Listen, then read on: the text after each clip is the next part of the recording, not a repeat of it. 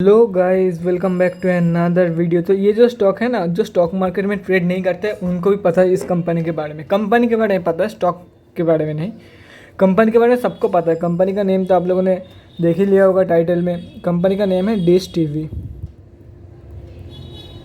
बस सबको पता है कंपनी क्या क्या करती है। अब कंपनी का जो सबको पता है वो मैं नहीं बता रहा हूँ यहाँ पे। जो सबको नहीं पता है, सिर्फ किसी किसी को पता है या तो फिर किसी को भी नहीं पता है, वो चीज़ें मैं यहाँ पे बताने वाला हूँ। तो मेजर जो पॉजिटिव में एक पॉइंट निकल के आता है वो है, कंपनी ने इस बार ऑलमोस्ट 1300 करोड़ के आसपास का डेब्ट रिड्यूस किया है। उसके बाद अगर आज के बारे में बात करें तो 64 लाख क्वांटिटी लोग सीएनसी में घर लेके गए हैं। ये भी हो गया एक पॉजिटिव। उसके बाद रिटेलर्स, मतलब हम जैसे लोगों की कितने परसेंट पैसा लगा हुआ है स्टॉक में, तो वो निकल के आ रहा है अराउंड 36%। 36% के अराउंड रिटेलर्स का होल्डिंग है स्टॉक में। और अभी कुछ नेगेटिव्स भी है कंपनी में। नेगेटिव्स के बारे में बात करें तो पुअर सेल्स ग्रोथ आप लोगों को देखने को मिला है कंपनी में। Company totally loss making company है। अगर ईयर ऑन ईयर बेस में बात करें, वो भी 1000 करोड़ प्लस मैक्सिमम टाइम, मतलब 1000 करोड़ प्लस लॉसेस देती है मैक्सिमम टाइम। उसके बाद अगर रिटर्न ऑन इक्विटी के बारे में बात करें, रिटर्न ऑन इक्विटी तो नेगेटिव में जा रखा है 3 साल का। 3 साल का आरओई नेगेटिव में जा रखा है।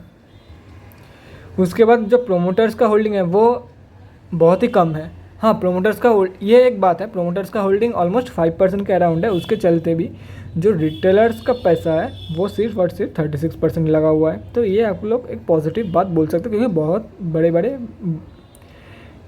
डी आई आईज तो नहीं है, जो बड़े प्लेयर्स हैं वो लोग, उन लोगों का पैसा लगा हुआ है। कितना डी का, कितना एफ का, कितना प्रोमोटर्स का, कितना रिटेलर्स का, कितने बड़े प्लेयर्स, सब मैं आप लोगों को लास्ट में दिखाऊंगा जब फंडामेंटल एनालिसिस डिटेल में करूँगा।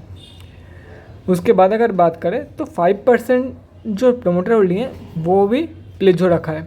कितना परसेंट प्लेज हो रखा है, जब फंडामेंटल एनालिसिस डिटेल में करूँगा तब मैं आप लोगों को दिखा दूँगा कितना एग्जैक्ट परसेंटेज प्लेज हो रखा है प्रोमोटर्स का होल्डिंग। वो बिलो 50% है, ये मैं बोल सकता हूँ यहाँ पे अभी से, बाकी बाद में दिखाऊंगा। उसके बाद अब बात करते हैं टेक्निकल एनालिसिस के बारे में। तो टेक्निकल एनालिसिस के थ्रू आप लोगों को बता दूंगा क्या इसका बेस्ट एंट्री पॉइंट रहेगा और क्या इसका टारगेट निकल के आ रहा है। यहाँ पे कंपनी का नेम आप लोग देख सकते हो, डिश टीवी इंडिया का एनएससी का डेली चार्ट खुला हुआ है। आज ये स्टॉक ऑलमोस्ट 5.36% डाउन था। 13 रुपये के आसपास कंपनी ट्रेड कर रही है। अब आगे क्या करना है, तो जैसे कि सब लोगों को पता है, पिछले कुछ दिनों से स्टॉक गिर रहा था और कल ही मैक्सिमम स्टॉक सपोर्ट लेकर फिर से ऊपर जाने की प्रयास किया, लेकिन जो स्टॉक नीचे गया था वो लोग तो रिकवर कर गए, लेकिन जो स्टॉक अपनी ट्रेंड लाइन के अंदर ट्रेड कर रहा था, एक रेंज के अंदर ट्रेड कर रहा था, वो अभी भी एक रेंज के अंदर ही ट्रेड कर रहा है फिलहाल। तो अब आगे क्या करना है आप लोगों को, तो ये स्टॉक ब्रेकआउट के लिए वेट कर जाओ। स्टॉक का टारगेट रहेगा 18.75, ऑलमोस्ट 18.5 से आप लोग प्रॉफिट बुकिंग करना स्टार्ट कर देना। तो ये इसका टारगेट निकल के आ रहा है, आप लोग नोट डाउन कर सकते हो या तो फिर एक स्क्रीनशॉट लेके रख सकते हो। तो 18.75, लेकिन आप लोग को एंट्री कहाँ करनी है, एंट्री पॉइंट के बारे में तो सच कहूँ मुझे भी नहीं पता। मुझे हर रोज़ स्टॉक को अपने वॉच लिस्ट में रखना है और हर रोज़ देखना है कि अगर ये जो मैंने ब्लैक ट्रेंड लाइन ड्रॉ किया है, इसके ऊपर डेली बेसिस में एक अच्छा खासा ग्रीन कैंडल विद वॉल्यूम तैयार हो जाता है, मतलब क्लोजिंग हो जाता है। ग्रीन कैंडल, एक अच्छा खासा ग्रीन कैंडल विद वॉल्यूम अगर इसके ऊपर क्लोजिंग कर देती है तो मैं बाई कर लूँगा स्टॉक को for the levels of 18.75, for the target of 18.75 के टारगेट के लिए मैं बाई कर लूँगा। तो ये कब आएगा, कब, मुझे पर्सनली अब जो लग रहा है कि एटलीस्ट ये अगस्त के एंड तक ब्रेकआउट दे देगा। ये मुझे क्यों लग रहा है, क्योंकि देखो गाइस, ये जो सपोर्ट आप लोगों को दिख रहा है 11.85 के लेवल, इसके नीचे क्लोजिंग होने का चांसेस बहुत ही कम है। बहुत ही, मतलब बहुत ही ज़्यादा कम है 11.85 के नीचे क्लोजिंग होने का। नॉर्मली अगर ट्रेड करता है तो विदाउट एनी बैड न्यूज़, जैसे कि आप लोगों को पता है most of the stocks are news appointed, तो उसके बारे में मैं बात नहीं करूँगा। अगर नॉर्मली ट्रेड करता है तो 11.85 के नीचे क्लोज नहीं करेगा स्टॉक। ये इसका चांसेस बहुत ही ज़्यादा 11.85 के ऊपर ही रहेगा स्टॉक। नॉर्मली ट्रेड करते करते नीचे आने की, 11.85 के नीचे आने की चांसेस बिल्कुल भी नहीं है। तो अब इसके अंदर ट्रेड करते करते ये एक जगह पे कंसोलिडेट करेगी और वॉल्यूम बिल्डअप होने लगेगा, तभी आप लोगों को ब्रेकआउट देखने को मिल सकता है, जो कि अगस्त की एंड तक आप लोगों को ब्रेकआउट देखने को मिल सकता है, ये मुझे लगता है पर्सनली। तो जब भी ब्रेकआउट होता है तो आप लोग बाई करके चल सकते हो। प्रॉपरली ब्रेकआउट होने के बाद ही आप लोग बाई करना। पहले अगर आप लोगों ने बाई कर लिया और स्टॉक बाई चांस किसी कारण 11.85 से नीचे गिर गया तो आप लोग बहुत ज़्यादा लॉस में जाओगे। या तो फिर अगर स्टॉक मान लो कि ये रेंज में इसके ऊपर क्लोजिंग करने के बाद फिर से रेंज में गिर के, मतलब ये रेंज में फिर से ट्रेड करने लग गए गिर के, तो भी आप लोगों को लॉस बुकिंग करना पड़ सकता है या तो फिर बहुत ज़्यादा टाइम कंज्यूम होगा बेकार में। इसलिए मैं बोल रहा हूँ प्रॉफिट थोड़ी कम हुआ तो चलेगा, लेकिन लॉस नहीं होना चाहिए। और टाइम इज़ मनी, ये ध्यान रखना। अगर वो पैसा आप लोग के पास रहता है तो आप लोग कोई दूसरे स्टॉक में जो आप लोग को प्रॉफिट देगा उसी स्टॉक में आप लोग इन्वेस्ट कर सकते हो। तो कंफर्मेशन के बाद ही एंटर करना। हो सकता है 10-20 रुपये आप लोग को या तो फिर 1000-2000 रुपये आप लोगों को कम प्रॉफिट हो, लेकिन कंफर्मेशन के बाद ही एंटर करना। तो आप लोगों का क्या है, रिस्क बहुत ही कम हो जाएगा आप लोगों के लिए। तो ये हो गया टेक्निकल। सब फंडामेंटल्स दिखाता हूँ, कितने क्वांटिटी पहले दिखाता हूँ, कितने क्वांटिटी आज लोग सीएनसी में घर लेके गए हैं। ये एनएससी का चार्ट खुला हुआ है, आप लोगों को दिख रहा है, डीएसटीवी इंडिया लिमिटेड, अब निफ्टी मीडिया में कंपनी लिस्टेड है। आज के बारे में बात करें, 1,67,88,518 क्वांटिटी ट्रेड हुआ था, जिसका वैल्यू निकल कर आ रहा है 2,211 crore rupees, sorry lakh rupees, ये लैक्स में है, लाख रुपीज़। और पेंडिंग ऑर्डर क्वांटिटी के बारे में बात करें तो 13.25 के लेवल में 77,000 क्वांटिटी अभी भी पेंडिंग है सेलिंग के साइड पे।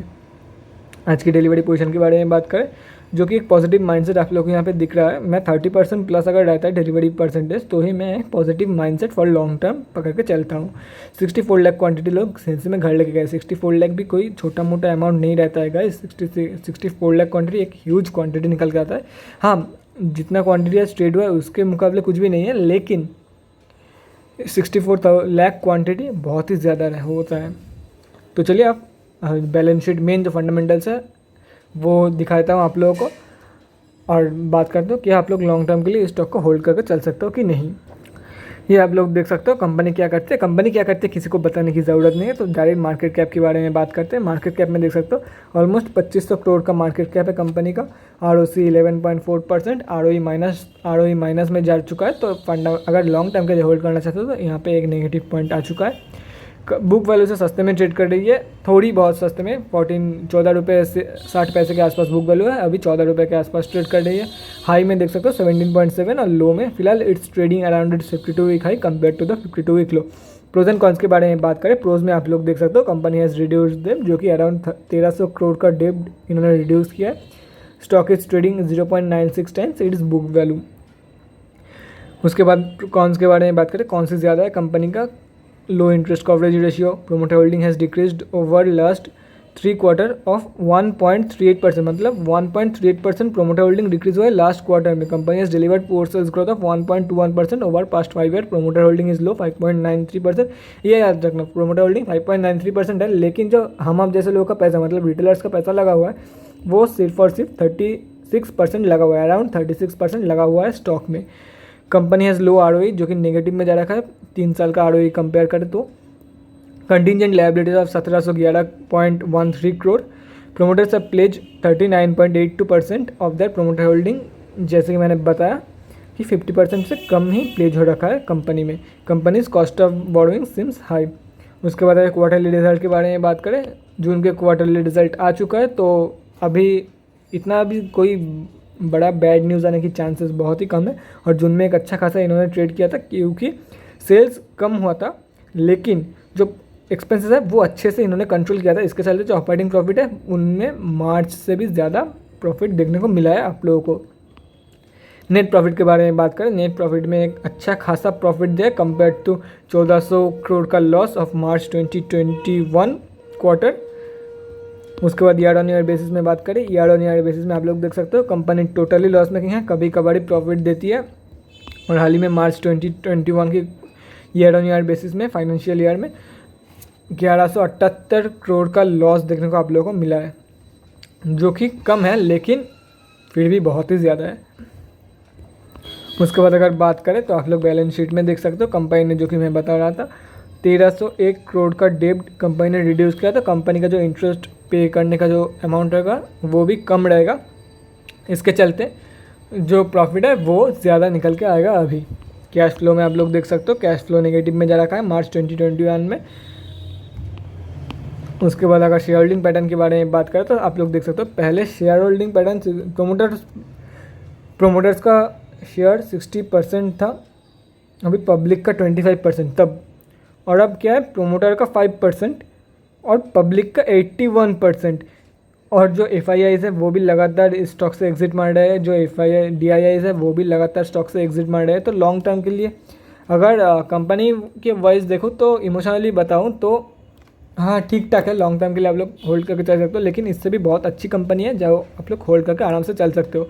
तो बेकार में लॉन्ग टर्म में रिस्क नहीं लेना चाहिए आप लोगों को। बहुत ही पुरानी कंपनी है, ये नहीं बोलूँगा कि हाँ कंपनी भरोसेमंद नहीं है, कुछ भी हो सकता है, नहीं कंपनी भरोसेमंद है। लेकिन अगर मैं एकदम एक ट्रेडर की व्यू से देखूँगा विदाउट एनी इमोशनलेस ट्रेडिंग के बारे में या तो फिर इमोशनलेस इन्वेस्टिंग के बारे में बताऊँ based on the past results, तो लॉन्ग टर्म के लिए इतनी भी ज़्यादा कुछ खास नहीं रहने वाली है कंपनी। बाकी आप लोगों के ऊपर है, अगर आप लोगों को इस बिज़नेस पे भरोसा है तो आप लोग आराम से होल्ड करके चल सकते हो। और स्विंग ट्रेडिंग के लिए भी मैंने आप लोगों को लेवल्स बता दिया है, बाकी आप लोगों के ऊपर है। गाइज आज के वीडियो के लिए इतना ही, अगले वीडियो में मिलते हैं guys. Thanks for watching and thanks for supporting, bye guys.